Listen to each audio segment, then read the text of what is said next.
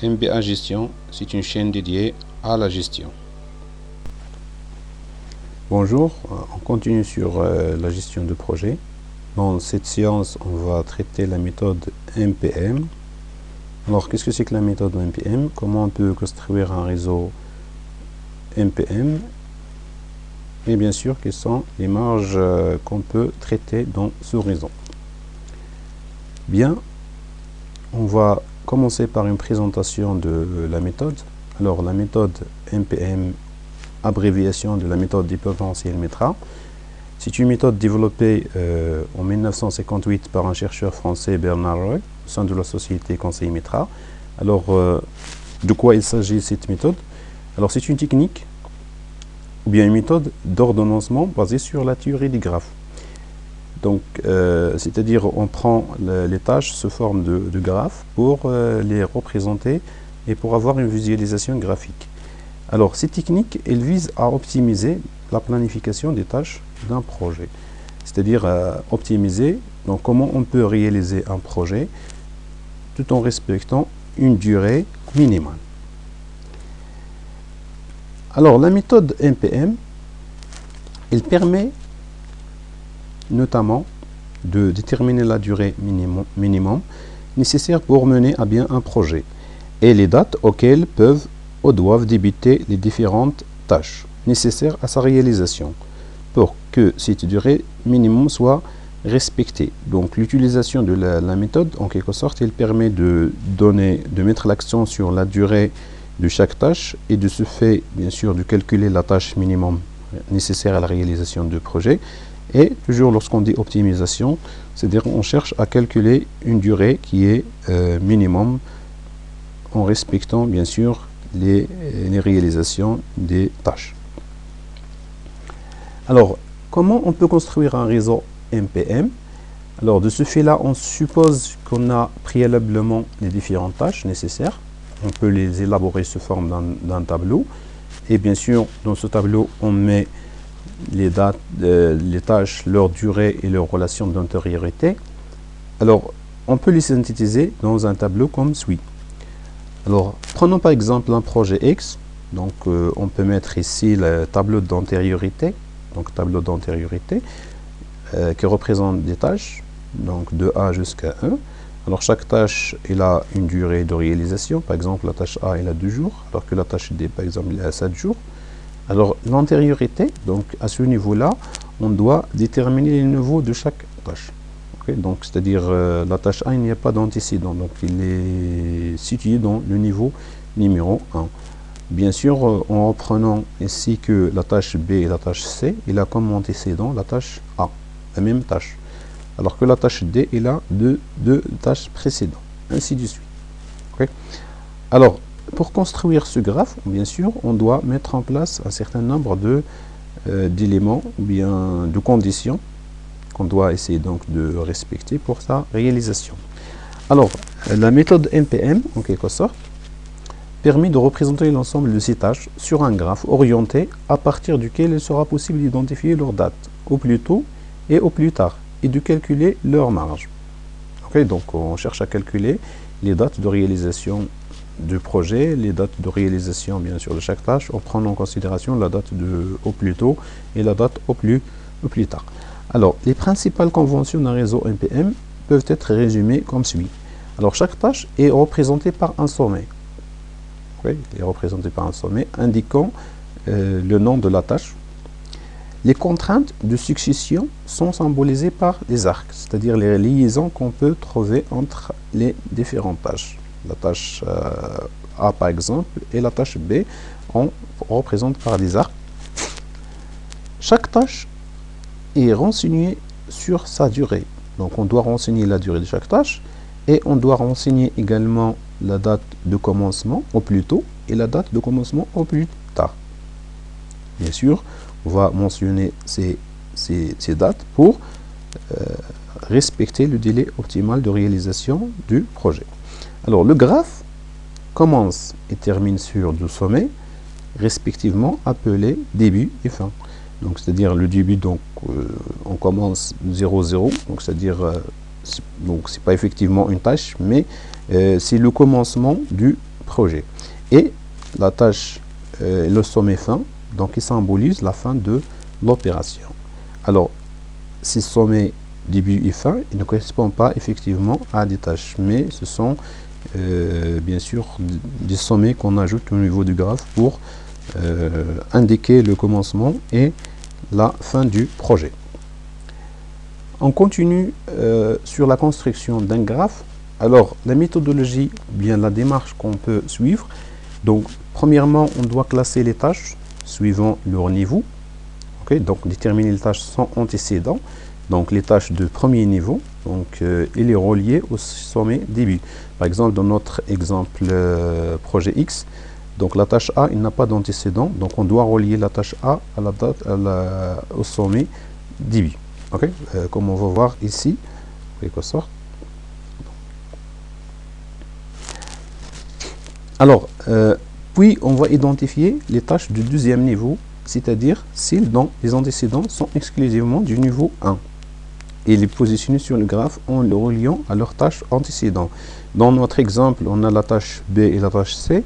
Ils ont comme antécédent la tâche A. Donc on doit relier la tâche B et la tâche C à la tâche A.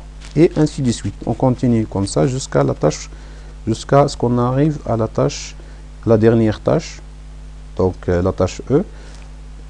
Donc la tâche E, c'est la dernière tâche qu'on doit réaliser. Donc de dernier niveau. Et qu'on va relier au sommet fin. Alors, on peut transférer le tableau d'antériorité proposé précédemment pour le projet X en termes de graphe NPM. Comme suit. Alors, chaque sommet, en quelque sorte, il est représenté par le nom de la tâche. Par exemple, on a la tâche A, okay, le nom de la tâche. La durée de réalisation de la tâche, il est de 2 jours. Date au plus tôt 0, ici la date au plus tard il est 0. Alors, comme on vient de dire tout à l'heure, donc les sommets début et les sommets fin sont ajoutés au niveau du graphe pour mentionner le début de projet et la fin du projet. Alors, les tâches qui se situent au niveau du premier niveau, donc on a A. Deuxième niveau regroupe la tâche B et la tâche C. Troisième niveau, la tâche D. Le quatrième niveau, elle représente la tâche E. Donc la tâche E, donc il est relié à la tâche fin, sommet fin, parce qu'il n'y a pas de tâche suivante, c'est la dernière tâche qu'on doit mettre pour réaliser le projet. Okay. Alors si vous voyez ici pour la tâche D par exemple, on a bien sûr le nom de la tâche, la durée de réalisation de la tâche, la date au plus tôt et la date au plus tard, 7 jours. Okay. Alors on continue. On pose la question comment on peut déterminer les dates au plus tôt et les dates au plus tard. Alors la date au plus tôt d'un réseau NPM correspond à la date à laquelle une tâche peut commencer au plus tôt. Alors il s'obtient très simplement en ajoutant à la date au plus tôt de la tâche précédente la durée de la réalisation de la tâche en question. Date au plus tôt de la tâche B, si on prend par exemple la tâche B, égale la date au plus tôt de la tâche A plus la durée de réalisation de la tâche A pour obtenir la date au plus tôt de la tâche B. On va expliquer comment, à travers le projet X, comment on peut calculer la date au plus tôt. Voilà. Donc, pour calculer la date au plus tôt de la tâche B, on prend, comme on vient de dire, la date au plus tôt de la tâche A plus la durée de réalisation de la tâche A. Donc 2 plus 0, ça va donner 2. Pour le cas de la tâche C, on a la date au plus tôt de la tâche A, c'est 0, plus la date de réalisation de A, c'est 2. Donc il va nous donner 2. Alors, pour le calcul de la date au plus tôt de la tâche D, sachant que D il a 2 tâches précédentes, B et C, donc à ce niveau-là, on va calculer celle reliée à la tâche B et celle reliée à la tâche C. Pour le premier cas, la date au plus tôt de la tâche D est égale, bien sûr, la date au plus tôt de B plus la durée de réalisation du B. Donc 2 plus 5, ça fait 7. Donc, est égal à 7. De la part de la liaison avec C, on a date au plus tôt de la tâche D égale 2 date au plus tôt de C plus la date de réalisation de C qui est de 2 jours. Donc il va nous donner 4. Alors pour ne pas affecter la réalisation du projet, on doit retenir la valeur supérieure, donc qui est 7. Donc on retient 7 car la valeur supérieure, 7 est supérieure à 4, bien sûr pour ne pas affecter la réalisation des tâches suivantes. Alors la durée minimale du projet correspond donc à la date au plus tôt de sommet fin. Donc si on continue comme ça, bien sûr, lorsqu'on arrive au sommet fin, on va trouver que la durée minimale du projet correspond bien sûr à la date au plus tôt de ce sommet. Ok. Bien, la détermination des dates au plus tôt des différents sommets se fait donc par calcul successif. Donc on fait un calcul successif, mais à partir du sommet début. Donc, par convention, la date au plus tôt est fixée à 0. Donc, on n'a pas encore commencé le projet, on a 0, 0. Donc, on commence de ce sommet jusqu'à la fin. Pour le calcul des dates au plus tard, donc, on fait l'inverse. Donc, on commence à partir du sommet fin pour en arriver, bien sûr, au sommet début. Alors, il correspond à la date à laquelle une tâche doit être exécutée au plus tard pour ne pas remettre en cause la durée optimale totale du projet. D'accord? Elle s'obtient en retirant de la date au plus tard de la tâche qui lui succède sa propre durée. Donc, on utilise la formule suivante. Date au plus tard de la tâche A égale la date au plus tard de la tâche B précédente, donc moins la durée de la tâche A. Donc c'est-à-dire on prend la date au plus tard de la réalisation de la tâche B moins la durée de la tâche A. Alors pour bien expliquer comment on calcule les dates au plus tard, donc on reprend le projet X. Alors pour calculer par exemple la date au plus tard de la tâche B, donc on reprend la tâche précédente de B c'est D. Donc on a la date au plus tard de D c'est 7 jours, donc moins la date de réalisation de B qui est de 5, donc 7 moins 5 ça fait 2. Okay. Pour le cas de C, donc la date au plus tard de la tâche C, donc on prend la tâche au plus tard de D, la tâche suivante, pardon, moins la durée de réalisation de C qui est de 2 jours, donc 7 moins 2 ça fait 5. Okay. Alors pour le cas de A, sachant que A est là deux tâches suivantes, bien on calcule bien sûr donc la date au plus tard de A de la liaison avec B, par la suite de la liaison avec C. Alors pour le cas de B, alors la date au plus tard de A, donc on prend la date au plus tard de B moins la durée de réalisation de A. Donc on a 2 moins 2, ça fait 0. Ok. Alors pourquoi on a mis 0 ici, alors que la date au plus tard, si on calcule de la part de C, on a 5 moins 2, ça fait 3. Alors, dans ce cas-là, on prend la valeur minimale. Okay.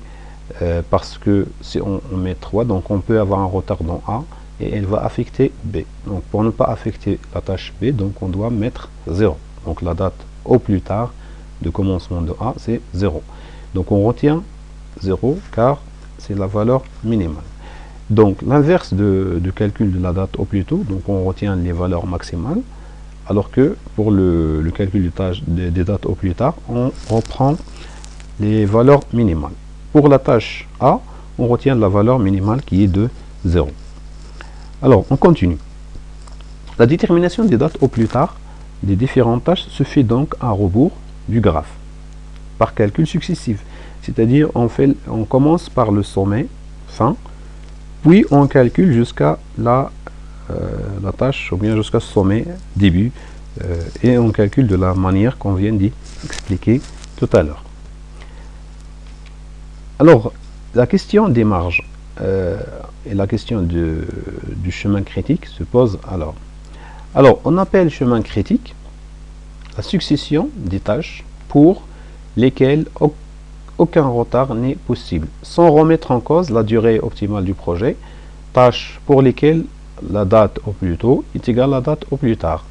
Alors le chemin critique, ça, il retrace bien sûr le chemin où on peut réaliser le projet avec une durée minimale sans affecter bien sûr la durée totale du projet, de réalisation du projet.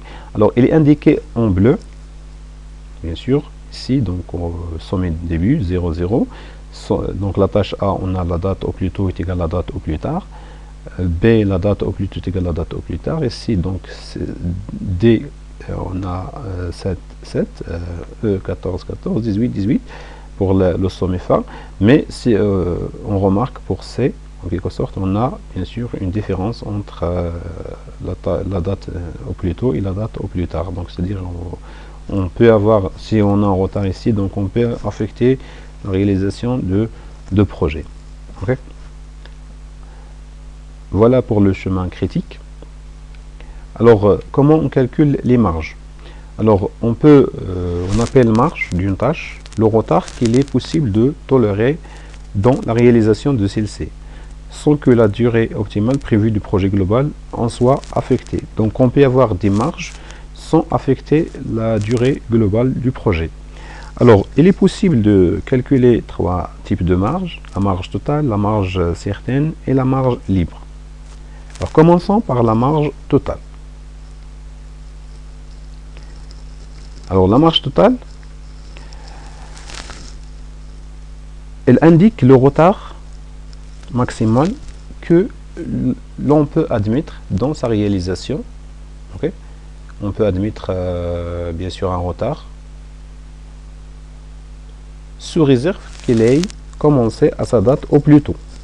Donc c'est-à-dire que la tâche doit commencer à sa date au plus tôt, sans allonger la durée optimale du projet. Donc sans affecter bien sûr la durée maximale du projet. Alors il se calcule très facilement en faisant la différence entre la date au plus tard et la date au plus tôt de la tâche en question. Donc si on prend par exemple la tâche B, on prend la date plus tard de la tâche B moins la date au plus tôt de la tâche B. Donc pour calculer la marge totale de chaque tâche. Ainsi, dans notre exemple précédent, c'est-à-dire le projet X qu'on vient d'étudier, on peut calculer la marge totale de B comme suit. Alors la marge totale de B égale 2 moins 2, ça fait 0. Donc comme vous voyez ici, donc on a la date au plus tôt est égale la date au plus tard moins la date au plus tôt. Donc est égal à 2 moins 2, ça fait 0. Donc aucun retard n'est admis pour la tâche B. Alors s'il y a un retard, en quelque sorte, il va affecter la durée globale du projet. La marge totale de C, qui est de 5 moins 2, voilà, comme on vient de dire, la date au plus tard moins la date au plus tôt. Donc c'est égal à 3. Donc on peut tolérer, on peut admettre 3 jours de retard pour la tâche C sans remettre en cause la durée globale du projet. Alors passons maintenant à la marge libre. La marge libre d'une tâche indique le retard que l'on peut admettre dans sa réalisation, bien sûr sous réserve qu'il ait commencé à sa date au plus tôt. Donc la tâche doit commencer à sa date au plus tôt, sans modifier bien sûr les dates au plus tôt des tâches suivantes, c'est-à-dire sans affecter les dates au plus tôt des tâches suivantes, et sans allonger la durée optimale du projet. Alors, il se calcule en retirant la durée de la tâche en question à l'écart existant entre sa date au plus tôt de la date au plus tôt de la tâche suivante. C'est-à-dire, si on veut calculer par exemple la marge libre de la tâche A, on prend la date au plus tôt de la tâche suivante, qui est B, moins la date au plus tôt de la tâche A, moins la durée de la tâche A. Dans notre exemple, si on veut calculer la marge libre de B, donc on va voir la tâche suivante, c'est la tâche D. Alors la tâche au plus tôt de la tâche D, c'est 7, voilà, moins la date au plus tôt de la tâche A, qui est 2, moins la durée de la tâche B. qui est 5. Donc 7 moins 2 moins 5, ça fait 0. Donc la tâche B, il a une marge libre, donc il n'a pas de retard. Il n'accepte pas de retard ni la marge totale, ni la marge libre. Marge libre de la tâche C. Okay? Donc toujours la tâche suivante, c'est D. Donc on prend 7 comme date au plus tôt, moins la date au plus tôt de la tâche C, qui est 2, moins la durée de réalisation, 2. Donc ça va donner 3. Donc la marge libre, donc on peut avoir 3 jours comme marge libre pour la tâche C, sans affecter les dates au plus tôt des tâches suivantes, la tâche D, c'est-à-dire la tâche D, et sans allonger bien sûr la durée globale du projet. D'accord. À retenir comme marge libre de la tâche ayant plusieurs tâches suivantes, la valeur minimale des marges ainsi déterminée. Donc c'est-à-dire si une tâche a plusieurs tâches suivantes, par exemple la tâche A, on peut prendre le minimum de la date au plus tôt de la tâche B, moins date au plus tôt de la tâche A, moins la durée de la tâche A. Donc c'est-à-dire on va prendre le minimum entre les valeurs. Dans notre exemple, on a la marge libre de A. Donc on prend min, c'est-à-dire pour le cas de la tâche B, donc 2 moins 0 moins 2, donc la date au plus tôt de B égale à 2, moins 0 la date au plus tôt de A, moins 2 la durée de réalisation de A, donc est égal à 0. Et on a le même cas pour C, donc est égal à 0. Donc la marge libre de A est de 0, donc c'est-à-dire la tâche A n'accepte pas aucun retard et n'accepte pas aucune marge libre. Maintenant, on passe à la marge certaine.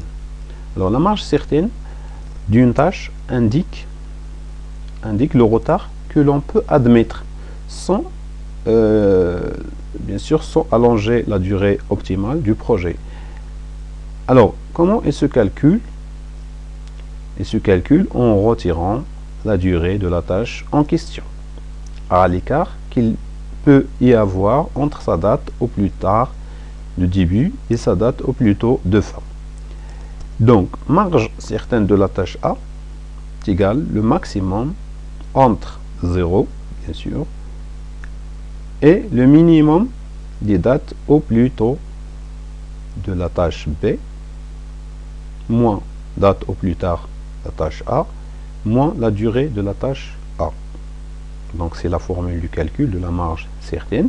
Alors dans notre exemple, si on prenant par exemple la marge certaine de B, en prenant le max entre 0 et le min qui est donc 7, c'est la date au plus tôt de la tâche suivante de D, qui est 7, moins 2, moins 5, ça fait 0.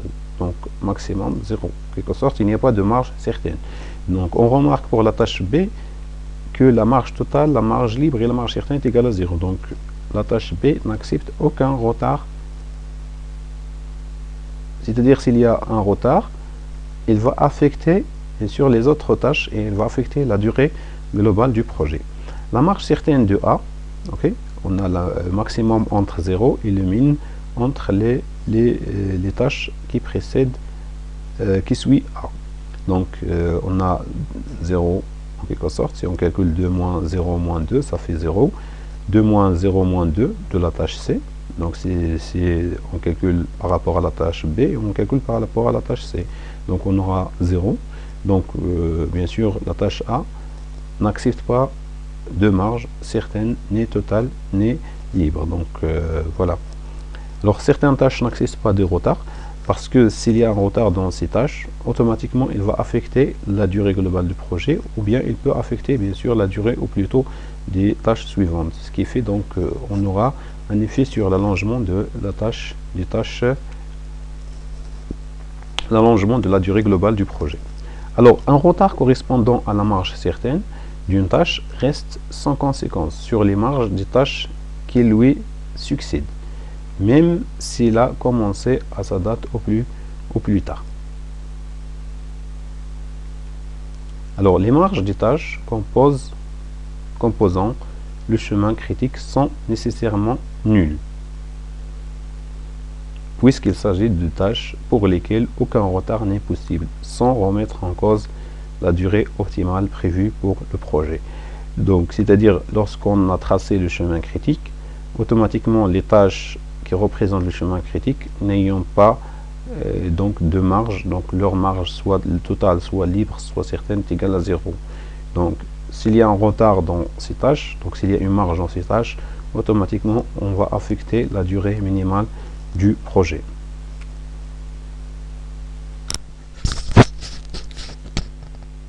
Merci de soutenir notre chaîne MBA Gestion par des likes, des partages et des abonnements à cette chaîne.